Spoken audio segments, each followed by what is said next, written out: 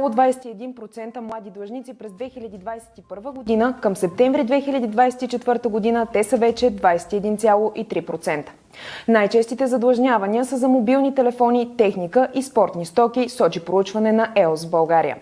По темата в студио Актуално гостува финансовият експерт и предприемач Георги Захариев. Здравейте и добре дошли! Здравейте, много благодаря за поканата. Нека да започнем първо с въпроса. Според вас, какво кара толкова много млади хора да теглят кредити?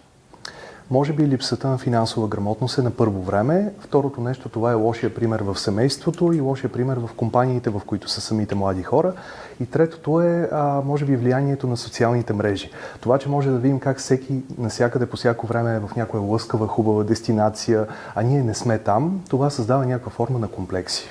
Със сигурност ще засегнем и темата за културата на имането в България, но първо да ви попитам, има ли и какво значение имат рекламите за бързи кредити, които ние виждаме непрестанно и по билборди, и по телевизията, и най-вече в социалните мрежи? Обязателно имат много голямо значение и честно казвам, аз съм доста против това да бъдем през цялото време облъчвани от този тип реклами, защото особено по-младите хора, които нямат толкова голям житейски опит, те много лесно могат да влязат в капана на това първо да ползват един бърз кредит за нещо конкретно, което си мисля, че има нужда, след това да влязат обаче в една спирала на втори кредит, трети, четвърти кредит и популярни хора, които се асоциират с бързите кредити, те създават изключително грешно доверие в младите хора, в самите